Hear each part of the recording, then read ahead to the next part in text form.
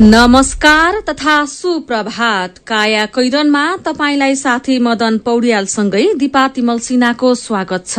काया कैरन उज्यालो रेडियो नेटवर्कसँगै उज्यालो अनलाइन र मोबाइल एप्लिकेशनबाट एकसाथ प्रसारण भइरहेको छ। आज 2077 साल माघ 12 गते सोमबार, पुष शुक्ल पक्षको द्वादशी तिथि, सन् 2021 जनवरी 25 तारिक।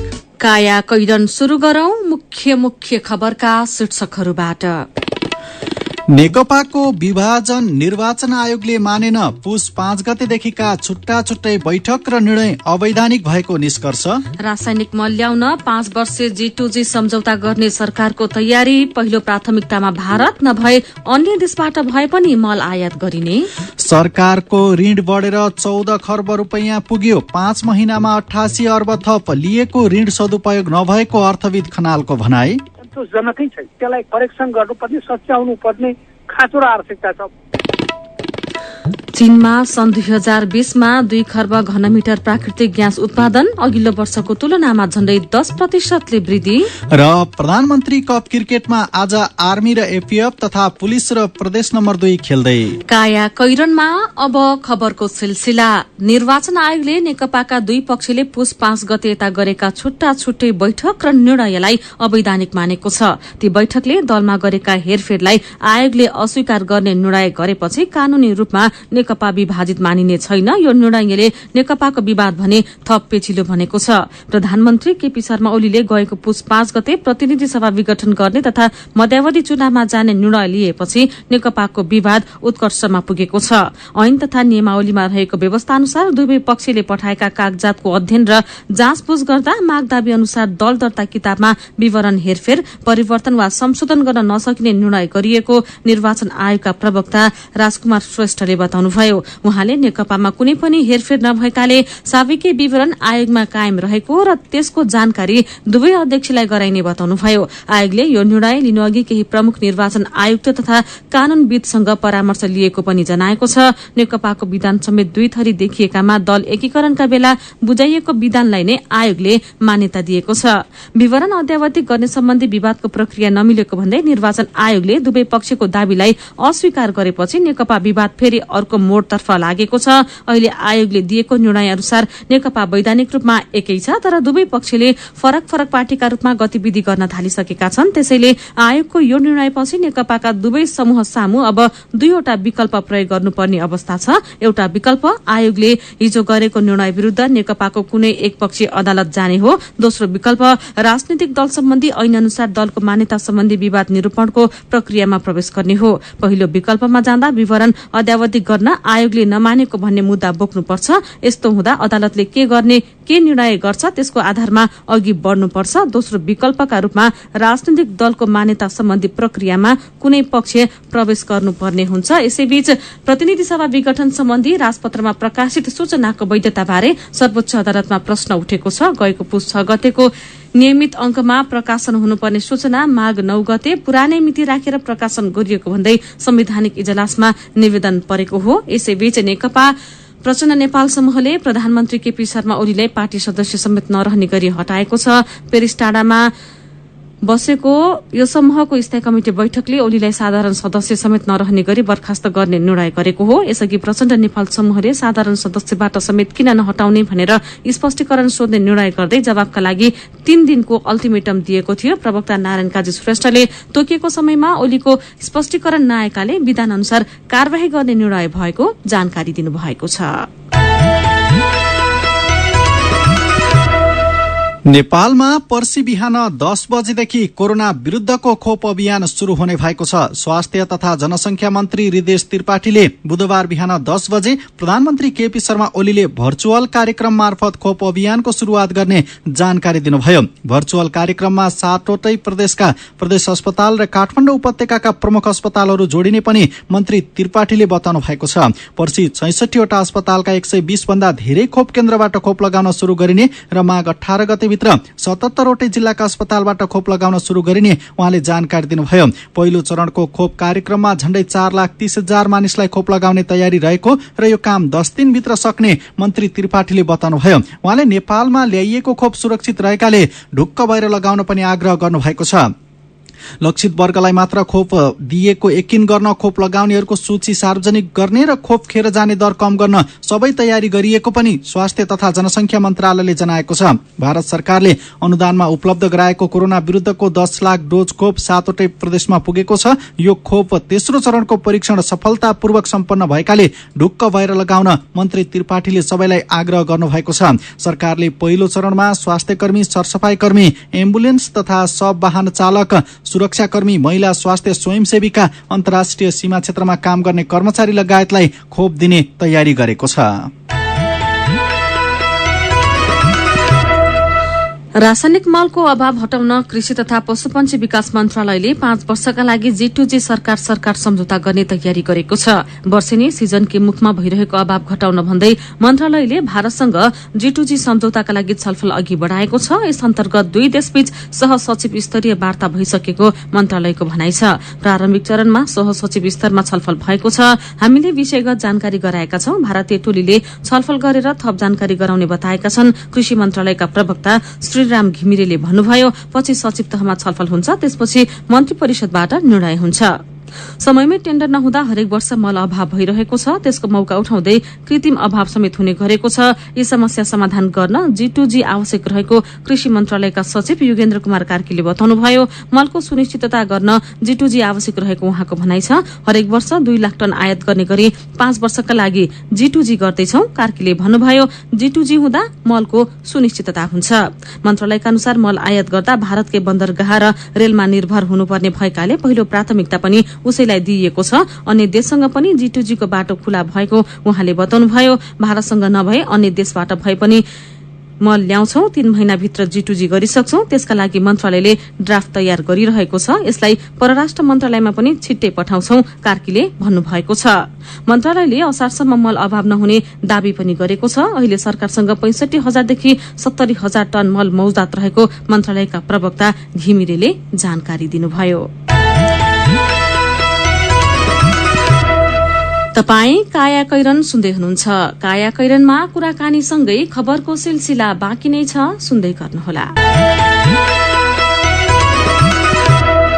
उज्यालो रेडियो नेटवर्कसँगै उज्यालो अनलाइन र मोबाइल एप्लिकेशनमा प्रसारण भइरहेको काया कैरनमा तपाईंलाई फेरि स्वागत छ। काया कैरनमा यतिन्जेल हामीले नेकपाको विभाजन निर्वाचन आयोगले मानेन, नेपालमा पर्सि बिहान 10 बजेदेखि कोरोना विरूद्धको खोप अभियान शुरू हुने, रासायनिक मल ल्याउन 5 वर्षे G2G सम्झौता गर्ने सरकारको तयारी लगायतका खबर प्रस्तुत गर्यौं। अब बाँकी खबर। चालू आर्थिक वर्षको पहिलो 6 महिनामा मन्त्रालयहरूको पुँजीगत खर्च अर्थात विकास खर्च निराशाजनक देखिएको छ। अर्थ मन्त्रालयमा अन्य मन्त्रालयले पेश गरेको 6 महिनाको विवरण अनुसार कुनै पनि मन्त्रालयले लक्ष्य अनुसार खर्च गर्न सकेका छैनन्। अर्थ मन्त्रालयका अनुसार सबैभन्दा धेरै गृह मन्त्रालयले 6 महिनामा 25.48% पुँजीगत खर्च गरेको छ भने संचार तथा सूचना प्रविधि मन्त्रालयले सबैभन्दा कम 1.99% मात्रै खर्च गरेको छ। यो आर्थिक वर्षमा गृह मन्त्रालयलाई 5 अर्ब 79 करोड़ रूपियाँ विनियोजन गरेकोमा 6 महिनामा 1 अर्ब 53 करोड़ अर्थात 25.48% खर्च भएको छ। 1 खर्ब 23 अर्ब 93 करोड़ रूपियाँ पुँजीगत खर्च पाएको भौतिक पूर्वाधार तथा यातायात मन्त्रालयले 6 महिनामा जम्मा 22 अर्ब 4 करोड़ अर्थात 17.79% खर्च गरेको छ।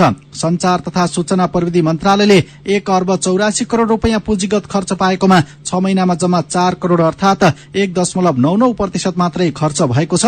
कुन मन्त्रालयले कति खर्च गर्ने भन्ने विस्तृत विवरण उज्यालो online.com मा पढ्न सकिन्छ।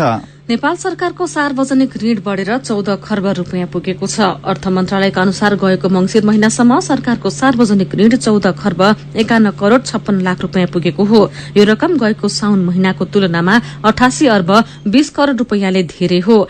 गएको साउनमा सरकारको सार्वजनिक ऋण 13 खर्ब 12 अर्ब 71 करोड़ रूपियाँ थियो। अर्थ यसमध्ये 6 खर्ब 70 अर्ब 74 करोड़ रूपियाँ आन्तरिक र 8 खर्ब 20 अर्ब 82 करोड़ रूपियाँ वैदेशिक ऋण रहेको छ। चालू आर्थिक वर्षको 5 महिनामा सरकारले 44 अर्ब 79 करोड़ रूपियाँ सावा र ब्याज भुक्तानी गरेको छ। सरकारको कुल ऋण 14 खर्ब 91 करोड़ 56 लाख रूपियाँलाई अहिलेको नेपालको जनसंख्या 3 करोड़ 22 लाख 1,705 जनाले भाग गर्दा हरेक नेपालीको भागमा 46,354 रूपियाँ ऋण पर्न आउँछ। सरकारले लिएको 14 खर्ब रूपियाँ ऋण नेपाल जस्तो देशको लागि कतिको सामान्य हो भनेर साथी अर्जुन पोखरेलले अर्थशास्त्री डाक्टर दिल्लीराज खनाललाई सोध्नु भएको छ।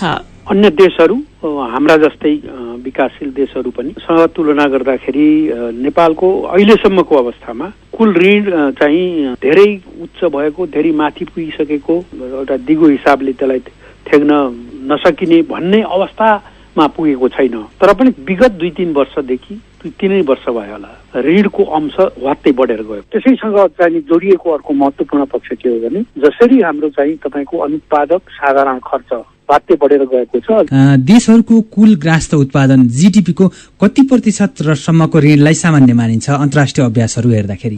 50 भन्दा माथि गयो भने त्यसलाई चाहिँ एकदम त्यो रेड लाइन भनेर चाहिँ हेर्नुपर्ने हुन्छ। नभए तपाईँले हेर्नुभयो भने जापानको 250-300% छ।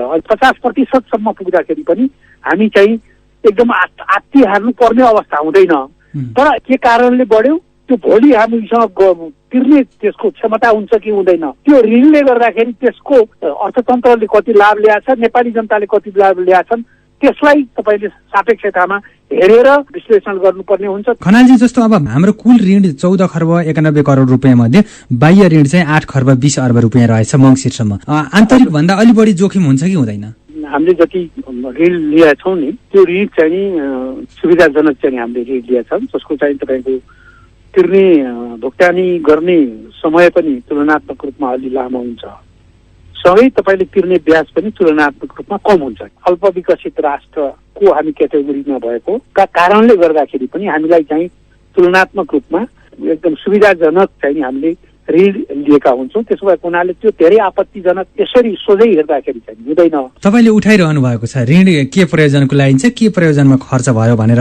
नेपालको सन्दर्भमा हेर्दाखेरि चाहिँ जे प्रयोजनको लागि ऋण लिएका छौँ हामीले लिएको ऋण चाहिँ त्यतातर्फ केन्द्रित छ त? सामान्यतया विदेशीहरूसँग तपाईँले चाहिँ ऋण लिएर गर्ने परियोजनाको डिटेल अध्ययन भएर त्यसको रिटर्न कति आउँछ अनि त्यो होइन त्यो कहिले सम्पन्न हुन्छ, त्यसले कहिले रिटर्न दिन्छ र त्यसले का कारणले गर्दाखेरि तपाईँ थप ऋणमा डुब्ने स्थिति त कतै हुँदैन भन्ने कुरालाई पनि एउटा ब्याकग्राउन्डमा चाहिँ हेरिएको हुन्छ। त्यहाँनिर हाम्रो चाहिँ समस्याहरू छन् भन्ने चाहिँ मलाई लाग्छ। तपाईँको ऋण बढ्दै गएको छ र जुन ढङ्गले तपाईँले चाहिँ खर्च गरिरहनु भएको छ त्यो त्यसरी नै जानेतिर भन्दा त्यसलाई करेक्सन गर्नुपर्ने, सच्याउनु पर्ने खाँचो र आवश्यकता छ। लिएको ऋणको आधारमा चाहिँ हामीले गरेको प्रगति चाहिँ त्यति धेरै सन्तोषजनक भएन। त्यति धेरै होइन, सन्तोषजनकै छैन।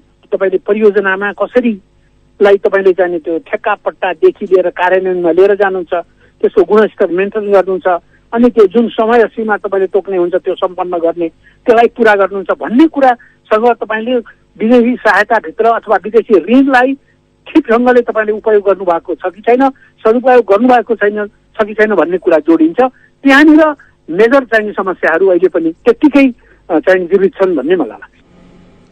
उहाँ हुनुहुन्थ्यो अर्थशास्त्री डाक्टर दिल्लीराज खनाल। मेरो पनि भन्नु छ। प्रधानमन्त्री केपी शर्मा ओलीले फैसलाका लागि नागरिक सामु जानु तानाशाह होइन भन्नुभएको खबर उज्यालोमा पढेर तपाईँले व्यक्त गर्नुभएका विचारलाई आजको मेरो पनि भन्नु छमा समेटेका छौं। तेजु जेठार भन्नुहुन्छ, अब चुनाव हुँदा पनि अहिले भएका वा यसअघि चुनिसकेकै नेताहरूको हाली मुहाली हुने त हो नि। यहाँ नयाँ आउने सम्भावना कम छ। बेकारमा राज्यको खर्च किन बढाउने?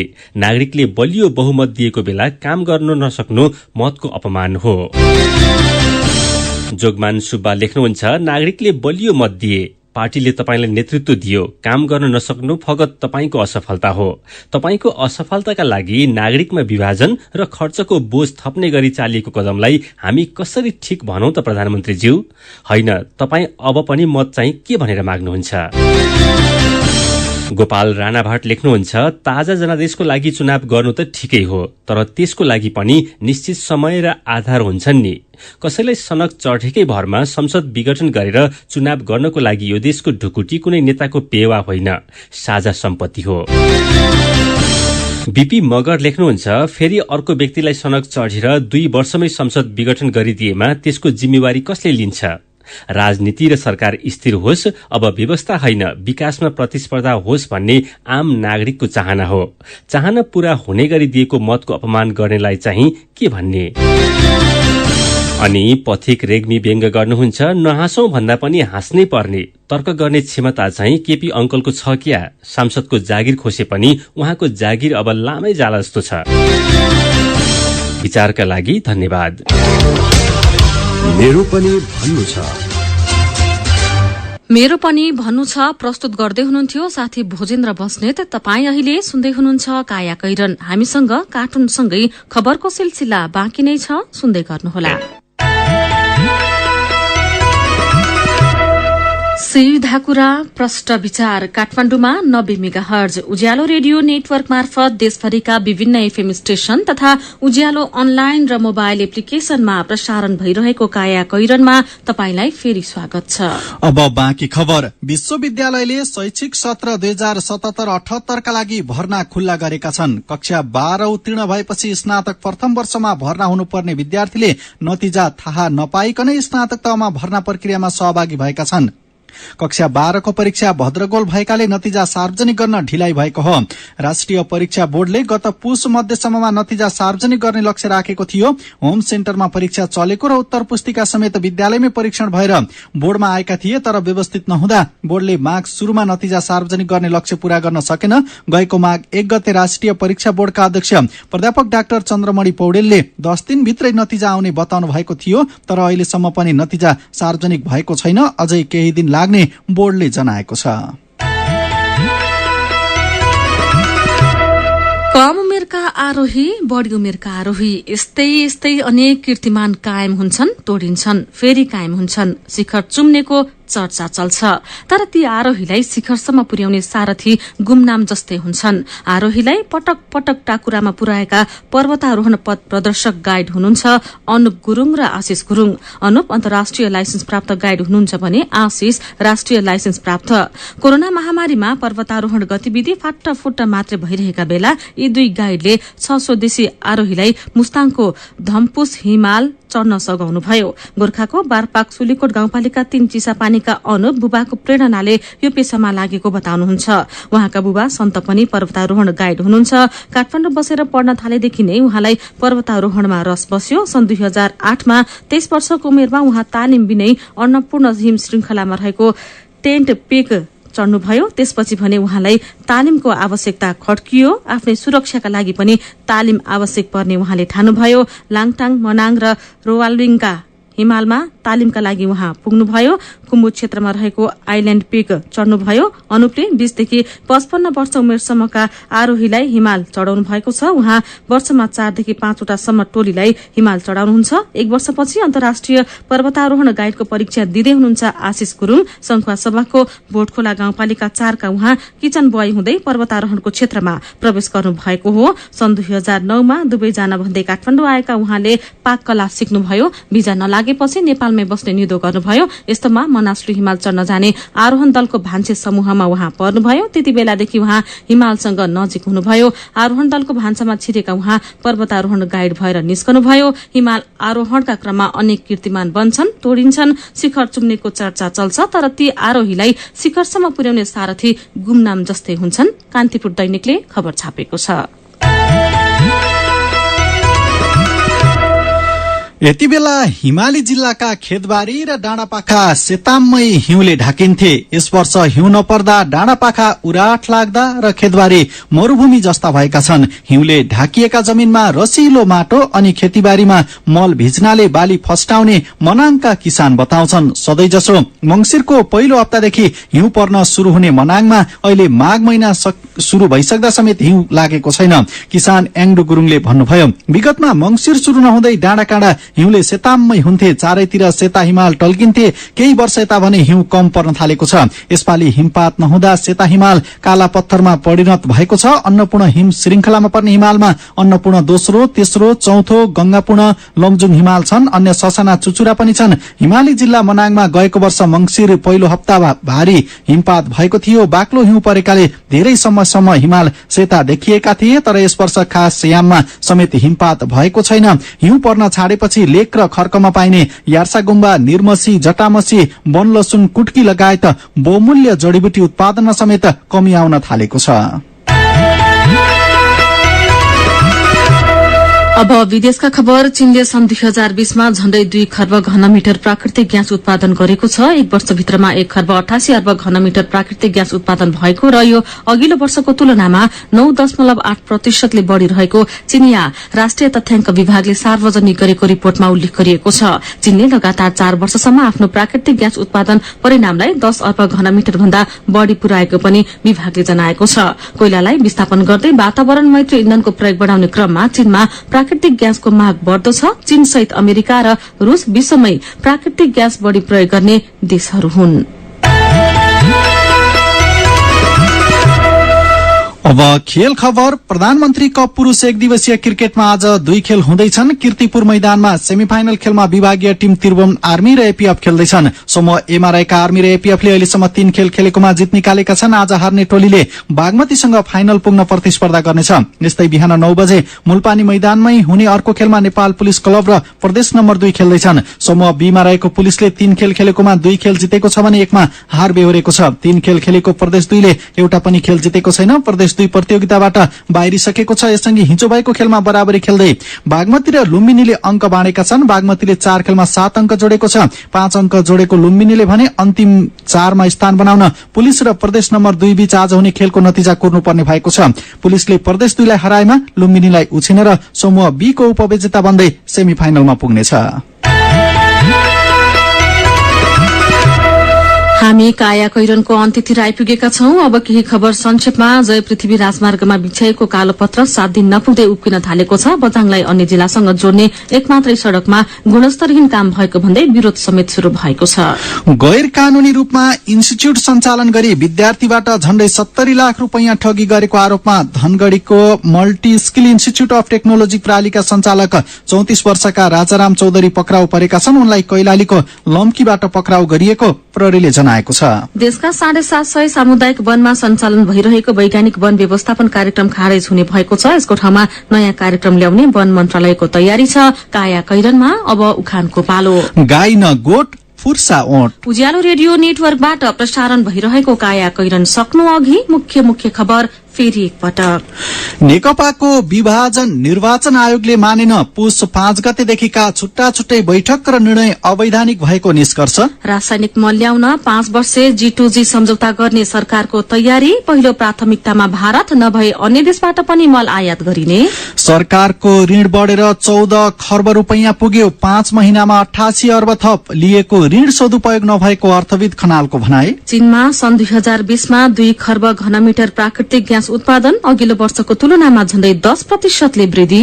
र प्रधानमन्त्री कप पुरूष क्रिकेटमा आज आर्मी र एपीएफ तथा पुलिस र प्रदेश नम्बर 2 खेल्दै। अब कार्टुन। आज हामीले कुरी शीर्षकमा उत्तम नेपालले बनाउनु भएको कार्टुन लिएका छौं। कार्टुनले पछिल्लो समय राजनीतिमा देखिएको व्यथितिलाई व्यङ्ग्य गर्न खोजेको छ। कार्टुनमा पुष्पकमल दाहाल प्रचण्ड जस्ता देखिने व्यक्ति र प्रचण्डका पछिल्तिर 2 जना नेताहरू उभिएका छन्। अगाडिबाट फाइल बोकेर निर्वाचन अधिकृत जस्ता देखिने 1 जना व्यक्ति आइरहेका छन्। उनीसित प्रचण्डको भेट हुन्छ अनि उनीहरू बीच समसामयिक विषयमा गफगाफ भए जस्तो पनि देखिन्छ। कुराकानीको क्रममा प्रचण्ड जस्ता देखिने व्यक्ति भन्दैछन्, भोट माग्न जाँदा जनताले नलखट्ने ग्यारेन्टी भए मात्रै चुनावमा जाने, नभए त हाम्रो ग्याङ सडका। आजको काया कैरन सकिएको छ। काया कैरनबाट प्राविधिक साथी मनोज विष्टसँगै हामी विदा माग्छौं। काया कैरन सुन्नुभएकोमा तपाईंलाई धन्यवाद। उज्यालो मोबाइल र अनलाइनमा प्रसारण भइरहेका रेडियो र अनलाइनका सामग्री भाइबरमा पनि उपलब्ध छन्। घर बाहिर निस्कँदा मास्क लगाउन नबिर्सौं। नमस्कार।